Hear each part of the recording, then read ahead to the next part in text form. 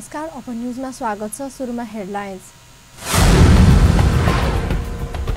काठमाडौँमा ट्रकको ठक्करबाट 2 जनाको मृत्यु, 70 मा बसले ठक्कर दिँदा 1 बालकको मृत्यु। दोलखाको गौरीशंकर गाउँपालिकाको एक घरमा आग लागि 2 जनाको मृत्यु। निर्वाचन आयोगद्वारा सत्तारूढ दल नेकपालाई आधिकारिक रूपमा वैधानिक दियो। प्रमुख प्रतिपक्ष दल नेपाली कांग्रेसका नेता लेखकद्वारा गृहमन्त्री थापाको राजीनामा माग र ऐनमा देखिएको दोहोरापन तत्काल हटाउन नेपाल कानुन आयोगद्वारा संघीय संसद र सरकारको ध्यानकर्षण। अब समाचार विस्तारमा। काठमाडौँको तारकेश्वरी नगरपालिकामा ट्रकको ठक्करबाट 2 जनाको मृत्यु भएको छ। आज बिहान सिमेन्ट बोकेर आउँदै गरेको ना 6ख7826 नम्बरको ट्रकले पुरानो गृहेश्वरी पैदल यात्रीलाई ठक्कर दिँदा 1 जनाको घटनास्थलमै र 1 जनाको उपचारका क्रममा मृत्यु भएको हो।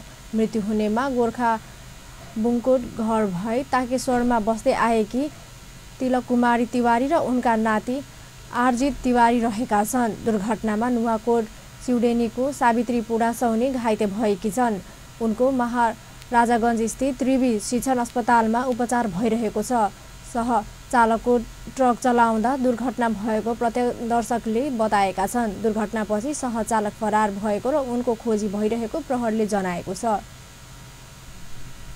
निजी विद्यालयको बसले ठक्कर दिँदा 70 मा 1 बालकको मृत्यु भएको छ। राजविराज रूपनी सडक खण्डस्थित रूपनी गाउँपालिकाको 5 किलोमिटर भन्ने गाउँमा निजी विद्यालयको ना 3ख7390 नम्बरको बसबाट राजविराज नगरपालिका 8 का 6 वर्षीय शिवकुमार यादवको मृत्यु भएको हो। उपचारका क्रममा गजेन्द्र नारायण सिंह सगरमाथा अञ्चल अस्पतालमा उनको मृत्यु भएको प्रहरीले जानकारी दिएको छ। आमासँगै रहेका 6 वर्षीय बालकलाई बाटो काट्ने क्रममा बसले ठक्कर दिएको प्रहरीले जनाएको छ। आमासँगै राजविराजबाट आफ्नो पुरानो घर जाने क्रममा शिवम र उनकी आमा 5 किलोमिटरमा म्याजिकबाट झरेका थिए। छोराको मृत्युपछि बेहोस भएकी आमाको राजविराज स्थित गजेन्द्र नारायण सिंह सगरमाथा अञ्चल अस्पतालमा उपचार भइरहेको छ। ठक्कर दिने बसलाई प्रहरीले नियन्त्रणमा लिए पनि चालक फरार रहेकाले खोजी भइरहेको प्रहरीको भनाइ छ। घटना लगतै बस छोडेर चालक फरार भएपछि स्थानीयहरूले केही बेर राजविराज रूपनी सडक खण्डमा चक्काजाम गरेका थिए। मोरङको उल्लाबारी नगरपालिका 8 स्थित उल्लाबारी इटहरा सडक खण्डमा आज बिहान मोटरसाइकल आफै अनियन्त्रित भई दुर्घटना हुँदा चालकको मृत्यु भएको छ। को 35P9773 नम्बरको मोटरसाइकल आफै अनियन्त्रित भई दुर्घटना हुँदा सोही ठाउँका चालक 27 वर्षीय शैलेश गौतमको मृत्यु भएको इलाका प्रहरी कार्यालय उल्लाबारीका प्रहरी निरीक्षक रामप्रसाद तिलिमसिनाले जानकारी दिनुभयो। प्रहरीका अनुसार दुर्घटनामा गम्भीर घाइते भएका गौतमको स्थानीय अर्नीको अस्पतालमा उपचारका क्रममा मृत्यु भएको थियो। दोलखाको गौरीशंकर गाउँपालिकामा भूकम्प पीडितको टहरोमा आगलागी हुँदा एकै परिवारका 2 को मृत्यु भएको छ भने 1 घाइते भएका छन्। गौरीशंकर गाउँपालिका 9 स्थित टासीनामामा गोपाल शेर्पाको टहरोमा आगलागी हुँदा शेर्पाकी आमा 80 वर्षीय डाल्की शेर्पा र छोरा 12 वर्षीय मिगमा शेर्पाको घटनास्थलमै मृत्यु भएको दोलखाको प्रहरी प्रमुख वासुदेव पाठकले जानकारी दिए। आगलागीका कारण उनको जेठो छोरो 15 वर्षीय फुर्साङ शेर्पा घाइते भएका छन्। घाइते फुर्साङका उपचारका लागि सदरमुकाम चरीकोटतर्फ ल्याउँदै गरेको दोलखा प्रहरीले जनाएको छ। करिब बिहान 2 बजे लागेको आगो 4:30 मा प्रहरी र स्थानीयको पहलमा नियन्त्रणमा आएको थियो। वृद्ध डालकी अङ्गेना नजिकै सुत्ने गरेकाले उनको ओढेको कपडामा सल्किएर आगलागी भएको हुन सक्ने प्रहरीको अनुमान छ। परिवारमा 7 सदस्य रहे पनि 3 जना मात्रै घरमा रहेको र अन्य सदस्य भने घरभन्दा आधा घण्टा टाढा गोठमा बस्दै आएकाले उनीहरू भने बाँच्न सफल भएका छन्। ओपन न्यूजमा अब व्यावसायिक विश्रामपछि निर्वाचन आयोगद्वारा सत्तारूढ दल नेकपालाई आधिकारिक रूपमा वैधानिक दियो। प्रमुख प्रतिपक्ष दल नेपाली कांग्रेसका नेता लेखकद्वारा गृहमन्त्री थापाको राजीनामा माग र ऐनमा देखिएको दोहोरापन तत्काल हटाउन नेपाल कानुन आयोगद्वारा संघीय संसद र सरकारको ध्यानकर्षण। विश्रामपछि समाचारमा स्वागत छ। अब बाँकी समाचार। निर्वाचन आयोगले सत्तारूढ दल नेपाल कम्युनिस्ट पार्टी नेकपालाई आधिकारिक रूपमा वैधानिकता दिएको छ।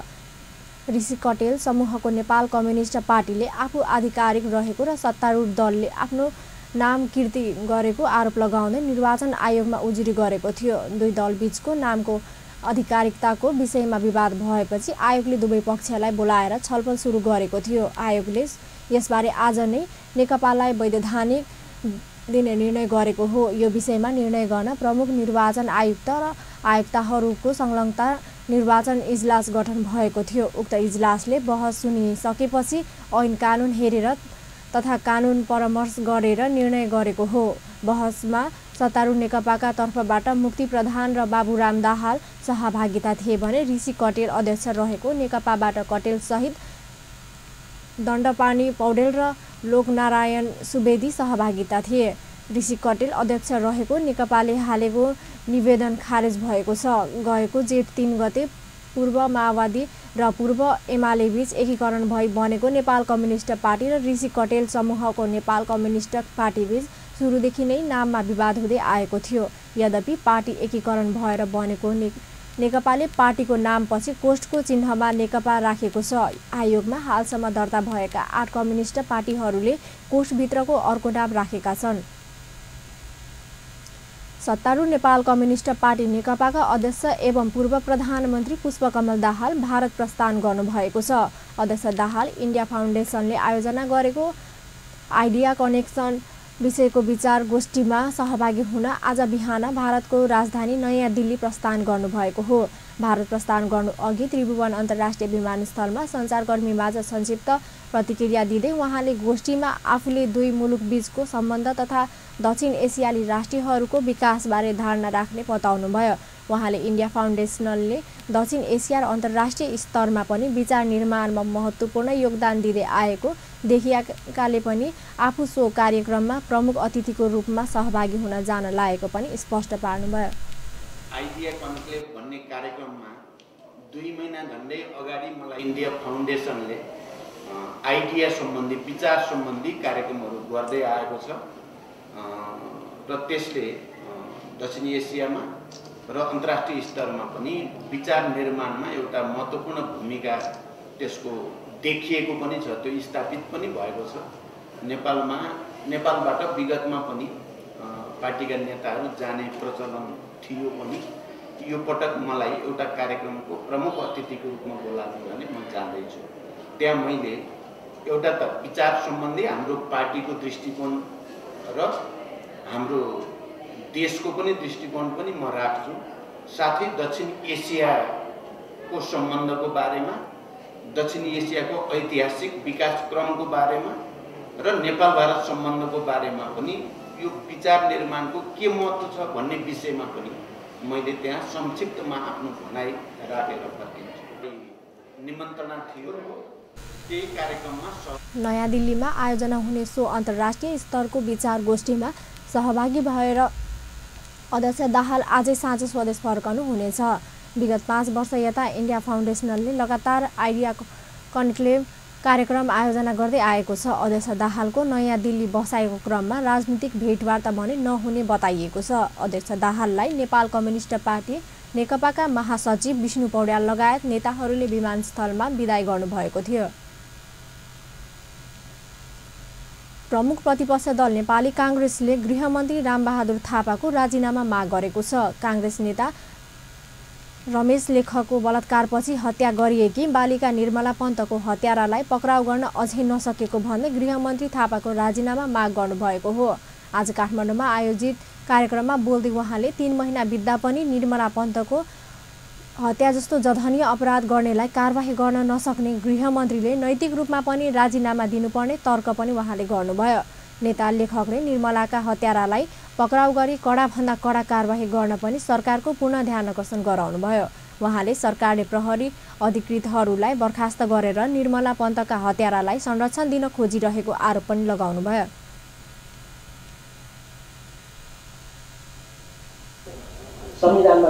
प्रहरी कर्मचारीलाई मात्रै चाहिँ त दोषी ठहर्याएर बर्खास्त गर्ने कुरा, प्रहरी कर्मचारीको हाकिम त गृहमन्त्री हो नि।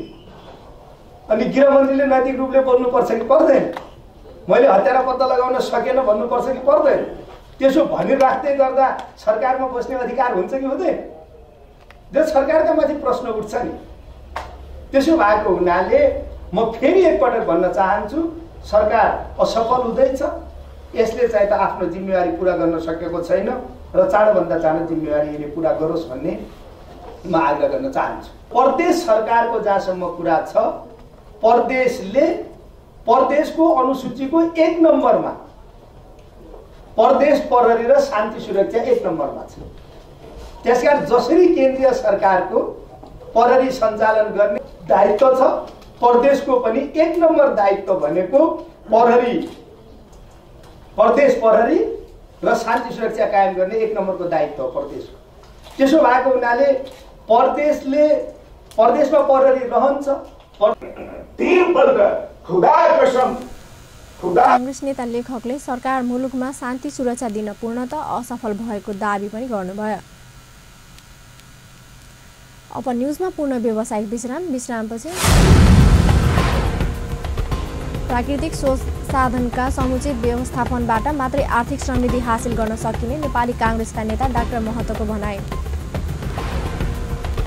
र ऐनमा देखिएको दोहोरोपन तत्काल हटाउन नेपाल कानुन आयोगद्वारा सङ्घीय संसद र सरकारको ध्यान आकर्षण।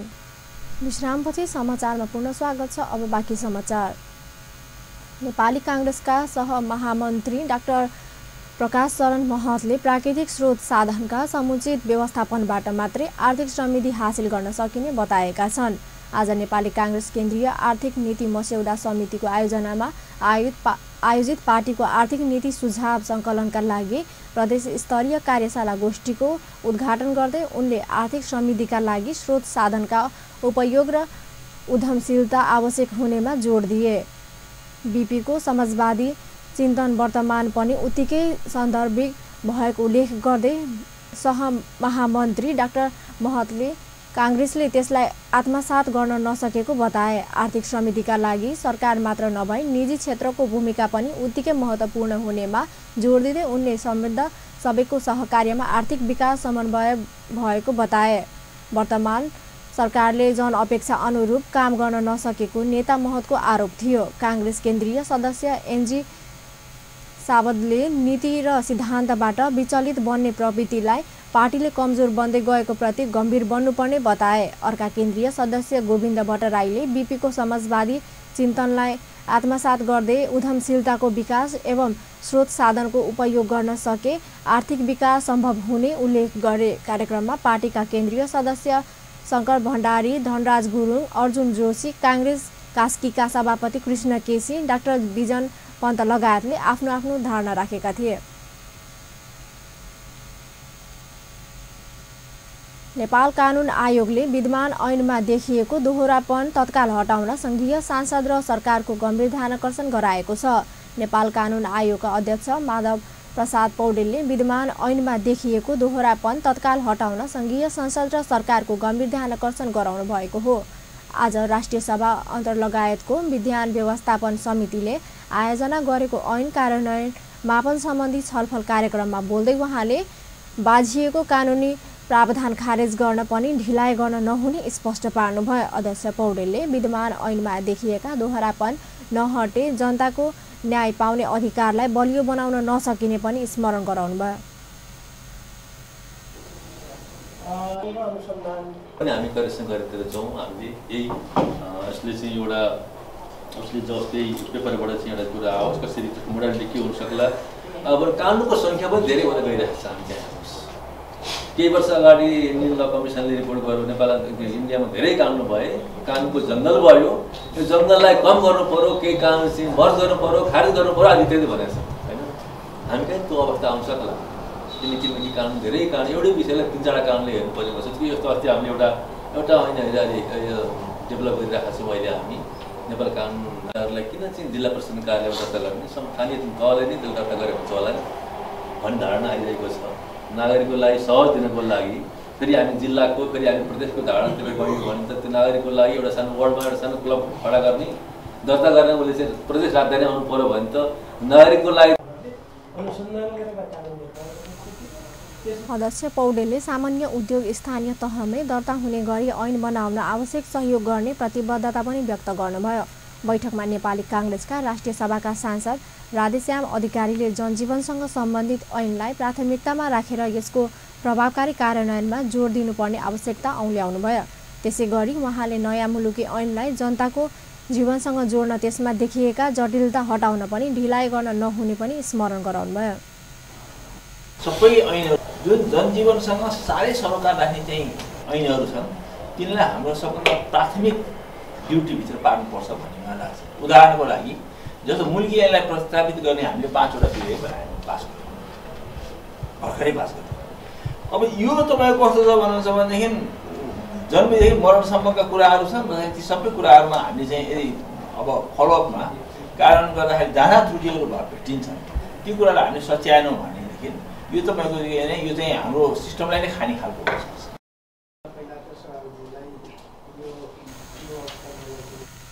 राष्ट्रिय जनता पार्टी नेपालका राष्ट्रिय सभाका सांसद बिर्खेश चन्द्र लालले न्यायमा सहजता ल्याउने गरी विद्यमान ऐन कार्यान्वयन मापन विधि तय गर्नुपर्ने आवश्यकता औल्याउनुभयो।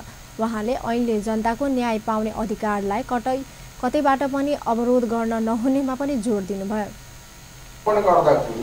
त्यसको मापनको उद्देश्य चाहिँ यो हुनुपर्छ कि यो ऐन ल्याउनुको उद्देश्य के थियो, त्यस हिसाबले सेवा प्राप्त भयो भएन, न्यायको सहजता उत्पन्न भयो कि भएन।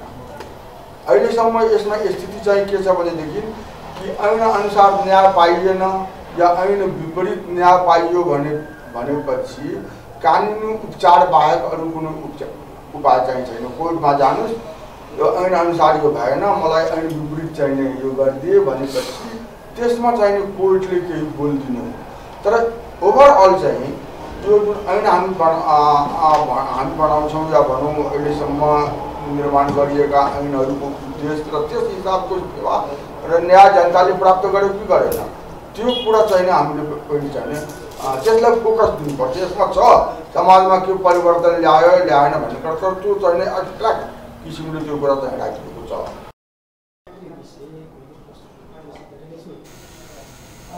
ऐन कानुन कार्यान्वयनको मापन गर्ने जिम्मेवारी पाएको विधायन व्यवस्थापन समितिले मौजुदा ऐन कानुन कार्यान्वयनको मापन विधि र प्रक्रियाका विषयमा छलफल गर्न मङ्सिर पहिलो साता राष्ट्रिय कार्यशाला गोष्ठी आयोजना गर्ने तयारी पनि गरेको छ। गुगल कम्पनीले पछिल्लो 2 वर्षमा यौन दुर्व्यवहारमा संलग्न आफ्ना 13 वरिष्ठ अधिकारी सहित 48 जनालाई जागिरबाट बर्खास्त गरेको छ। गुगलका मुख्य कर्मचारी अधिकृत सुन्दर पिचाईले एक कर्तव्य दिँदै दुर्व्यवहारका घटनालाई लिएर आफ्नो कम्पनीले यो कडा कदम चालेको हो। न्युयोर्कको एक सञ्चार माध्यमले एन्ड्रोइडका निर्माता एन्डी रुबिनलाई यौन उत्पीडनको आरोपमा बदलामा $90 मिलियन को प्याकेज दिएर विदा गरिएको भन्ने प्रश्न उठाएपछि गुगलका प्रमुख कार्यकारी अधिकृतले त्यसको जवाब दिने क्रममा पछिल्लो जानकारी बाहिर ल्याएका हुन्। सो माध्यमले रुबिनका प्रवक्ताले उक्त कुरा अस्वीकार गरेको समेत समाचारमा उल्लेख गरेको थियो। रुबिनले सन् 2014 मा कम्पनी छाडेका थिए। उनले गुगल आफ्ना कर्मचारीलाई सुरक्षित कार्यक्षेत्र दिए तत्पर रहेको समेत जनाएका थिए। सर्वोच्च नेता गणेशमान सिंहले नेपालको प्रजातान्त्रिक आन्दोलनमा पुर्याउनु भएको योगदानमा आधारित गणेशमान सिंह र नेपालको प्रजातान्त्रिक आन्दोलन नामक पुस्तक प्रकाशन गरिएको छ। गणेशमान सिंह फाउन्डेसनले सर्वोच्च नेता सिंहले नेपालको प्रजातान्त्रिक आन्दोलनमा पुर्याउनु भएको योगदानबारे भावी पुस्तालाई पनि जानकारी गराउने उद्देश्यका साथ सो पुस्तक प्रकाशन गरेको हो। शुक्रबार एक कार्यक्रमका बीच काठमाडौँमा विमोचन गरिएको पुस्तकमा गणेशमान सिंहको त्यागको राजनीतिको पनि विशेष चर्चा गरिएको छ। इतिहासवादी डाक्टर रविन्द्र नारायण गौतमद्वारा लिखित पुस्तकको राजनीतिमा बाटो बिराएकाहरूलाई सच्याउन प्रेरणा प्रदान गर्ने गणेशमान सिंह फाउन्डेसनका संरक्षण एवं नेपाली काङ्ग्रेसका नेता प्रकाशमान सिंहले बताउनुभयो। उहाँले पुस्तकले नेपालको प्रजातान्त्रिक आन्दोलनका नेताहरूबारे जानकारी दिने विश्वास पनि व्यक्त गर्नुभयो। कतै कसैलाई केही त्यसो चाहिँ बाटो बिराएर चाहिँ हिँडिरहेका त्यस्ता चाहिँ पोलिटिकल वर्कर्स लिडर्सहरू छन् भने यो पुस्तक पढेर आफ्नो चाहिँ लाइफको चाहिँ पोलिटिकल लाइफमा गरेका मिस्टेकहरूलाई चाहिँ ओभरकम गर्नको लागि त्यसको चाहिँ प्रेरणा चाहिँ दिन्छ कि भन्ने चाहिँ आशबाट चाहिँ यो पुस्तक चाहिँ आज चाहिँ यहाँ चाहिँ विमोचन भएको चाहिँ छ। म खास गरेर मैले चाहिँ अब यो पुस्तकको बारेमा चाहिँ धेरै लामो बोल्नुपर्ने जरुरत पनि छैन, किन भन्दाखेरि स्वयं लेखक रिभ्यूदेखि लिएर शुभकामना सब व्यक्त गरिसकेको छ। र म खास गरेर यो पुस्तकको विशेषता के त भन्दाखेरि मलाई लाग्यो त्यो के त भन्दा हाम्रो चाहिँ अब लेखकज्यूले नै उहाँले चाहिँ भनिसक्नु भएको छ। उहाँले चाहिँ यो पुस्तक लेख्दाखेरि उहाँले चाहिँ हरेक त्यो चाहिँ उहाँले चाहिँ लेख्नुभएका यो चाहिँ घटनाको चाहिँ उहाँले चाहिँ रेफरेन्स पोइन्ट चाहिँ उहाँले चाहिँ दिनुभएकै छ। नेताको व्यक्तित्व कोही देखिएन। गणेशमानजी पुस्तकका लेखक डाक्टर गौतमले पद, प्रतिष्ठा र सम्पत्तिको मोहमा राजनीति फस्दै गएका बेला सर्वोच्च नेता सिंहको त्याग र बलिदानीपूर्ण सङ्घर्ष समेटिएको पुस्तक उपयोगी हुने विश्वास व्यक्त गर्नुभयो। उहाँले नेपालको प्रजातान्त्रिक आन्दोलनमा सिंहले पुर्याउनु भएको योगदान भावी पुस्तालाई जानकारी गराउन पुस्तक आफूले लेखेको पनि स्पष्ट पार्नुभयो। समेत प्रवाह गर्ने गणेशमान सिंहको राष्ट्रवादी सोचदेखि जनजीविकासँग सम्बन्धित अडानबारे भावी पुस्तासम्मै ट्रान्सफर होस्, नियन्त्रण होस् भन्ने मेरो चाहना हो। त्यही चाहना अनुरूपको यो पहिलो प्रयास हो र गणेशमान सिंह फाउन्डेसन पनि यही लक्ष्य अनुरूप क्रियाशील होस् भन्ने मेरो हार्दिक आग्रह छ, अनुरोध छ। र अब यसरी आफ्नो सम्पूर्ण जीवन प्रजातान्त्रिक आन्दोलनमा समर्पण गर्ने, बिताउने, पदको आश नगर्ने, पाएको पद पनि अर्काको पोल्टामा दिने गणेशमान सिंह जस्तो कर्मयोगी नेपालमा त्यसपछि जन्मेको पनि छैन र सायद जन्मन्छ भन्ने पनि लाग्दैन मलाई अहिलेको राजनीतिक घटनाक्रम हेर्दा। गणेशमानजीका सहयात्री जहानिया राणा शासनको अन्त्यदेखि 2046 सालको जनआन्दोलनको सफल नेतृत्व गर्नुभएका सर्वोच्च नेता सिंहले नेपालको प्रजातान्त्रिक आन्दोलनमा पुर्याउनु भएको नेतृत्वदायी भूमिकाको समग्र पक्षलाई पुस्तकमा समेटिएको छ। अन्त्यमा हेडलाइन्स पुनः एकपटक। काठमाडौँमा ट्रकको ठक्करबाट 2 जनाको मृत्यु, सप्तरीमा बसले ठक्कर दिँदा 1 बालकको मृत्यु। दोलखाको गौरीशंकर गाउँपालिकाको एक घरमा आग लागि 2 जनाको मृत्यु। निर्वाचन आयोगद्वारा सत्तारूढ दल नेकपालाई आधारिक रूपमा वैधानिकता दिइयो।